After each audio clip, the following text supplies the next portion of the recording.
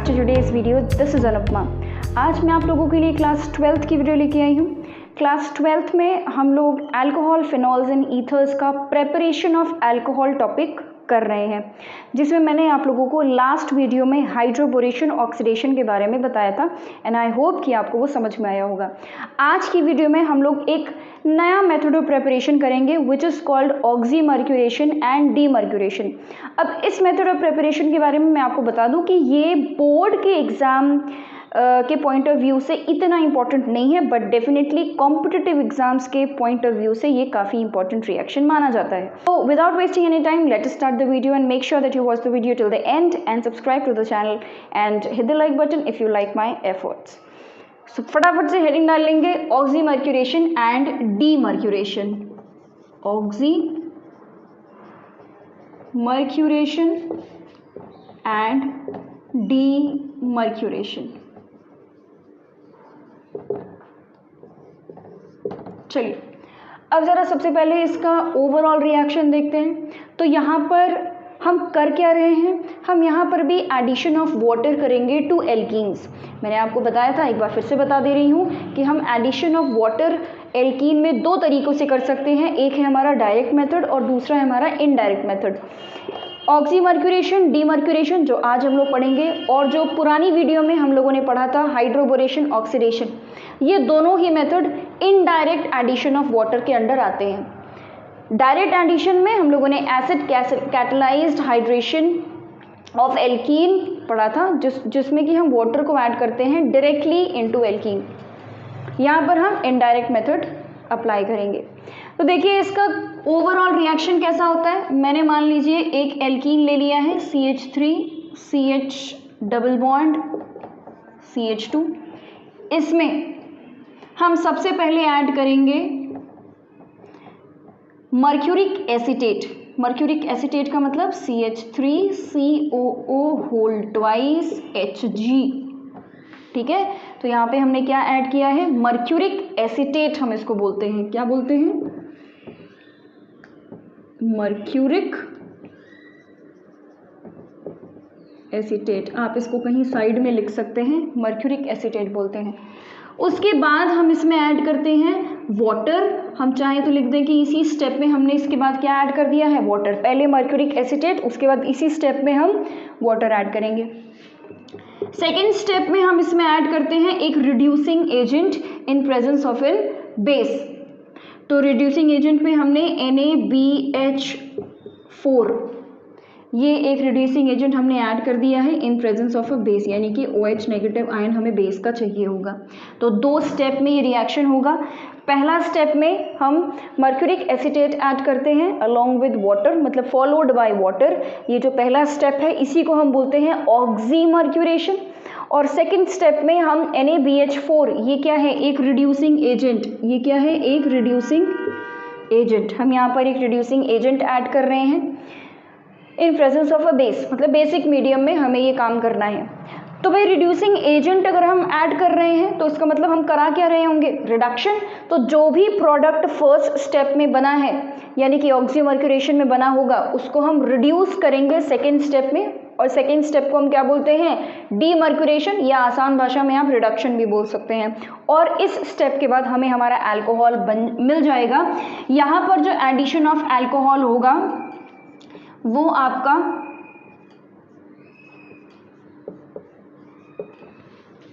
Markovnikov's rule के according addition होगा। इसके पहले जो हम लोगों ने हाइड्रोबोरेशन ऑक्सीडेशन पढ़ा था, उसमें हमने देखा था कि एंटी मार्कोनिकॉव्स रूल के अकॉर्डिंग वाटर का एडिशन हो रहा है। यहाँ पर कौन सा रूल फॉलो होना है, यहाँ पर जो रूल फॉलो होना है वो कौन सा है, मार्कोनिकॉव्स रूल। तो मार्कोनिकॉव्स रूल के अकॉर्डिंग आप यहाँ पर एडिशन करेंगे। ठीक है, एडिशन ऑफ वाटर। एक और स्टेप एक और बात जो आपको यहाँ पर ध्यान रखनी है वो ये है कि इस पूरे मैकेनिज्म में कोई कार्बोकैटायन का फॉर्मेशन नहीं हो रहा है। और यानी कि अगर कार्बोकैटायन का फॉर्मेशन नहीं हो रहा है, इसका मतलब कि कोई रीअरेंजमेंट नहीं होगा। यानी कि बस आपको कुछ नहीं देखना, आपको ये नहीं देखना है कि भाई रीअरेंजमेंट होना है, स्टेबल कार्बोकैटायन, अनस्टेबल कार्बोकैटायन, क्या, कुछ नहीं। बस आपको डायरेक्टली जो भी आपको एल्कीन दिया होगा उसमें आपको मार्कोनिकॉव्स रूल के अकॉर्डिंग आप जो है प्रोडक्ट बना लेंगे। इसके पहले जब हम लोगों ने हाइड्रोबोरेशन ऑक्सीडेशन में हमने ये देखा था कि वहाँ पे सिन एडिशन हो रहा है। सिन एडिशन के बारे में मैंने आपको बताया था कि वहाँ पर अगर कोई प्लेनर स्पीशी है तो उसमें जो एडिशन होगा H और OH का वो एक ही साइड से होगा, और अगर दो ऑपोजिट साइड से होते हैं, ठीक है, अगर दोनों अबव द प्लेन या बिलो द प्लेन आ रहे हैं तो उसको हम सिन एडिशन बोलते हैं। अगर एक अबव द प्लेन और एक बिलो द प्लेन आ रहा है तो हम उसको एंटी एडिशन बोलते हैं। यहाँ पर ऑक्सीमर्क्यूरेशन डीमर्क्यूरेशन में सिन और एंटी दोनों प्रोडक्ट मिलेंगे, ठीक है, मतलब दोनों ही प्रोडक्ट आपको मिल जाएंगे।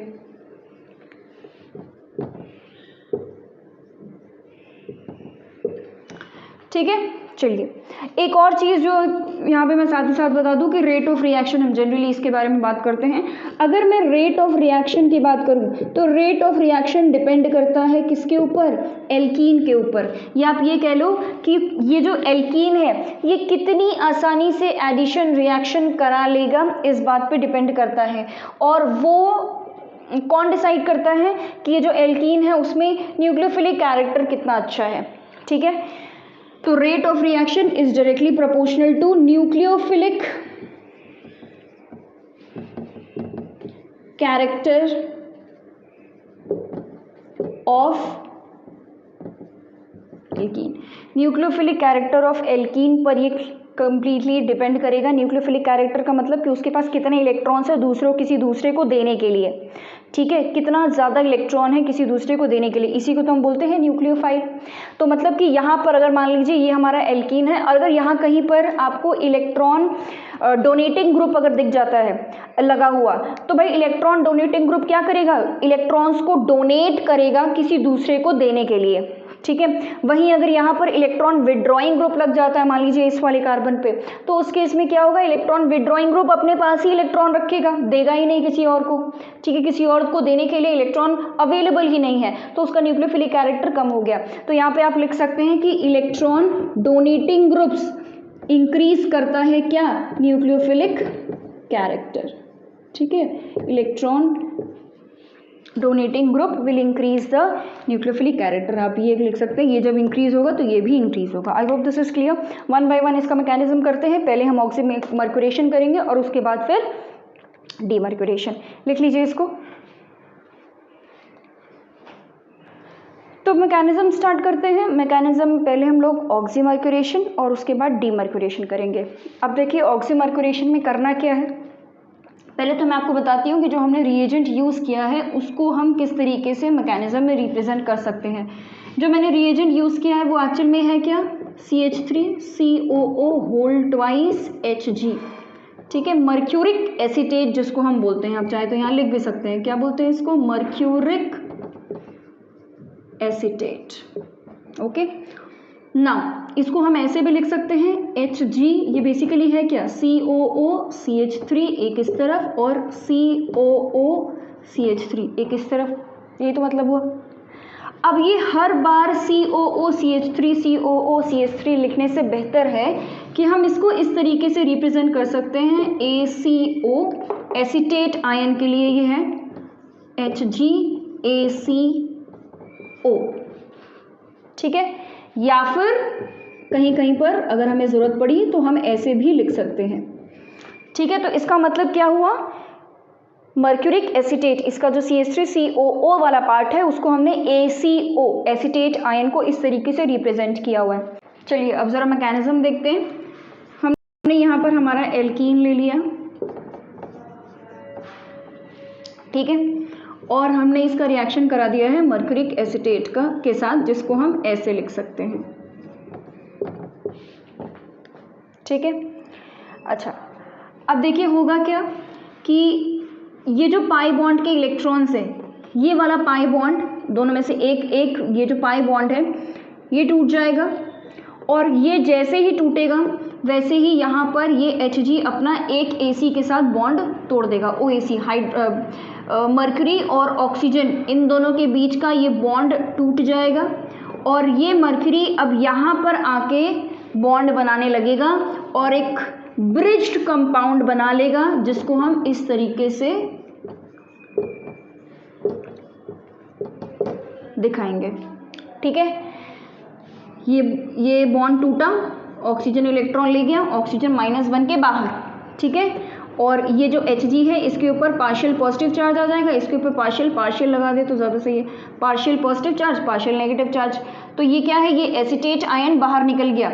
OAC का मतलब क्या है, CH3COO minus with a minus charge. ये बॉन्ड टूटा, मरकरी के पास पॉजिटिव चार्ज आ गया। अब मरकरी को बॉन्ड बनाना पड़ेगा पे पॉजिटिव चार्ज, उसको कहीं से इलेक्ट्रॉन चाहिए, तो वो इन्हीं पाई बॉन्ड के इलेक्ट्रॉन्स को यूज करके यहाँ पर एक ब्रिज कंपाउंड बना लेता है। ये कॉम्प्लेक्स कंपाउंड बना लिया है मरकरी ने।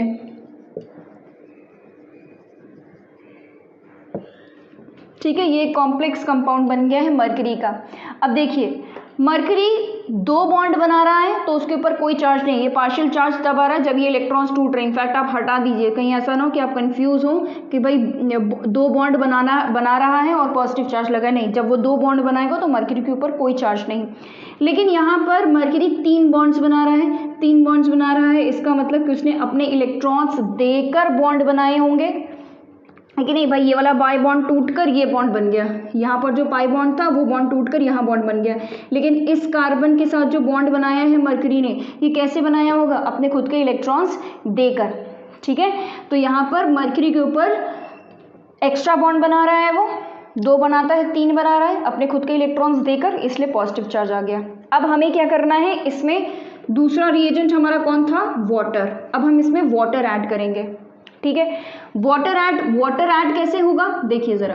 अब भाई यहाँ पर पॉजिटिव चार्ज मरकरी सेटिस्फाई करना चाहता है, अब क्योंकि वाटर आके यहाँ पे अटैक करने वाला है, तो भाई अटैक करने के लिए ये जो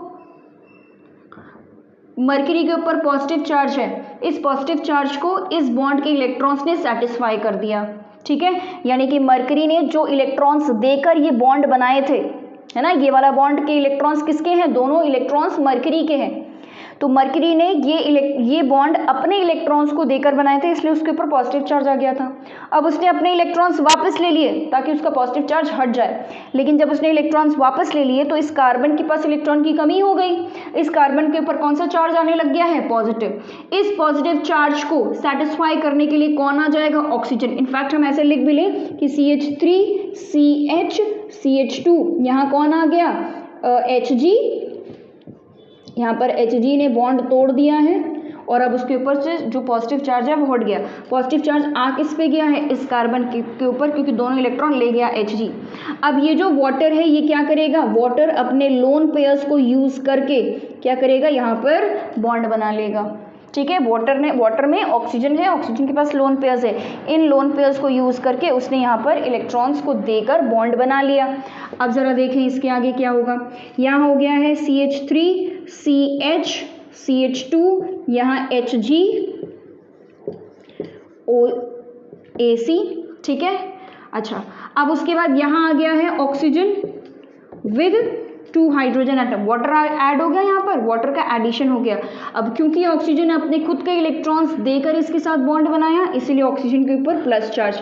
और वैसे भी जब ऑक्सीजन 2 बॉन्ड्स बनाता है तो न्यूट्रल, 3 बॉन्ड्स बनाएगा तो पॉजिटिव। ठीक वैसे जैसे यहाँ पर Hg कर रहा है, 2 बॉन्ड बनाएगा तो न्यूट्रल, 3 बॉन्ड बना रहा है तो पॉजिटिव चार्ज। अब ये बन गया। अब ये हमें पता है कि यहाँ पर ऑक्सीजन का प्लस चार्ज सेटिस्फाई करने के लिए कौन इलेक्ट्रॉन देगा, हाइड्रोजन। ये बात हमें हमेशा से पता है कि जब भी वाटर ऐड होता है तो वहाँ पे H+ निकल जाता है। तो अब होगा क्या, यहाँ पर H+ इलेक्ट्रॉन देकर बाहर। बात समझ में आ गई। ये पॉजिटिव चार्ज जो ऑक्सीजन के ऊपर आया है, इस पॉजिटिव चार्ज को सेटिस्फाई करने के लिए हाइड्रोजन ने इस बॉन्ड के इलेक्ट्रॉन दे दिए ऑक्सीजन को। ऑक्सीजन का बॉन्ड पॉजिटिव चार्ज सेटिस्फाई हो गया और हाइड्रोजन H+ बन के बाहर। अब देखिए मीडियम में H+ तो ये बाहर निकला है और साथ ही साथ में ये कौन है, एसीटेट आयन। बस ये जो एसीटेट आयन यहाँ से निकला था, यहाँ पे हम ऐसे लिख सकते हैं OAC- बाहर निकला था यहाँ से, है ना। ये OAC- और ये H+ दोनों मिलके क्या बना लेंगे, CH3COOH बन जाएगा। इसी को तो हम क्या लिखते हैं, OAC। इसी को हम क्या लिख रहे थे, CH3COOH को हम OAC लिख रहे थे। ये OAC और ये H+ आके इन्होंने क्या बना लिया, एसिड बना लिया। कौन सा एसिड है, ये एसिटिक एसिड। ठीक है, अच्छा, अब उसके बाद यहाँ क्या बचा, अब जरा देखो, ये हो जाएगा CH3CH2, यहाँ HgOAC और यहाँ आ गया है OH। ठीक है, तो ये हमारा ऑक्सीमर्क्यूरेशन का फाइनल प्रोडक्ट है। अब इसका हम रिडक्शन करेंगे नेक्स्ट स्टेप में। ठीक है, इसका हम रिडक्शन करेंगे नेक्स्ट स्टेप में और उसके बाद फिर हमें हमारा अल्कोहल मिल जाएगा। तो इसको लिख लीजिए। अब ज़रा डीमर्क्यूरेशन में देखते हैं। ऑक्सीडेशन हो गया हमारा, ठीक है, ऑक्सीमर्क्यूरेशन मतलब कि ऑक्सीडेशन हो गया। अब हम ऑक्सीडेशन वाटर ऐड किया ना हमने, ऑक्सीडेशन हो गया। अब हम क्या करेंगे, डीमर्क्यूरेशन। डीमर्क्यूरेशन में हमें क्या करना है, रिडक्शन करना है। ठीक है, हम क्या कर रहे हैं, रिडक्शन करेंगे। रिडक्शन आप चाहें तो, क्योंकि कई किताबों में यहाँ पर ऑक्सीमर्क्यूरेशन रिडक्शन भी दिया होता है। रिडक्शन करने के लिए हमने क्या यूज़ किया हुआ है, एक बढ़िया सा रिड्यूसिंग एजेंट NaBH4। तो देखिए यहाँ पर ये CH3 CH CH2 यहाँ लगा हुआ है OH और यहाँ है HgOAC। बस अब ये हमने रिड्यूसिंग एजेंट यूज़ कर लिया NaBH4। ये जो NaBH4 है ये एक रिड्यूसिंग एजेंट है। रिड्यूसिंग एजेंट क्या देते हैं, H हाइड्रोजन देते हैं। H minus ion, hydride ion ये देता है कंपाउंड को किसी दूसरे को, ताकि वो उसको रिड्यूस कर सके। एडिशन ऑफ हाइड्रोजन क्या होगा, रिडक्शन। तो ये अपना हाइड्रोजन दे देगा यहाँ पर इस मॉलिक्यूल को और क्या करेगा, इसको रिड्यूस कर देगा। तो कैसे होगा, ये जो मर्क्यूरी है ये अपने इलेक्ट्रॉन्स लेकर अब बाहर, हमको डीमर्क्यूरेशन करना है। हमें ये मर्क्यूरी वाला जो कंपाउंड पार्ट है इसको रिमूव करना है। तो हम क्या करेंगे, हमने इसको रिमूव कर दिया और इन प्रेजेंस ऑफ बेसिक मीडियम के प्रेजेंस में होगा। और हमने क्या किया है, यहाँ ये बॉन्ड इसके इलेक्ट्रॉन्स देकर, मर्क्यूरी को देकर इसको रिमूव कर दिए और यहाँ पर इस कार्बन को H माइनस आयन NaBH4 से मिल गया। समझ में आ गई है बात। ये जो मर्क्यूरी वाला पार्ट था इसको हमें रिमूव करना है, अल्कोहल बनाना है। तो मर्क्यूरी इलेक्ट्रॉन्स ले गया, इसके ऊपर प्लस चार्ज आ गया। इस प्लस चार्ज को सेटिस्फाई करने के लिए H माइनस आयन दे दिया है NaBH4 ने। तो अब यहाँ पर हमारा अल्कोहल बन जाएगा CH3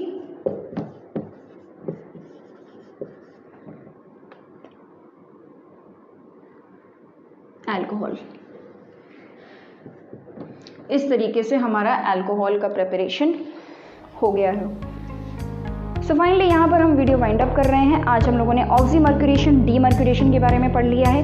नेक्स्ट मेथड, हमारा अगला मेथड होगा प्रिपरेशन ऑफ अल्कोहल का, जिसमें हम एल्डिहाइड्स और कीटोन्स का रिडक्शन करके, यानी कि कार्बोनिल कंपाउंड्स का रिडक्शन करके अल्कोहल की प्रिपरेशन करेंगे। सो अगली वीडियो देखना बिल्कुल मत भूलिएगा। And thank you for watching this video till the end and hit the like button if you like my effort. Subscribe to the channel if you're new here. Thank you and bye bye.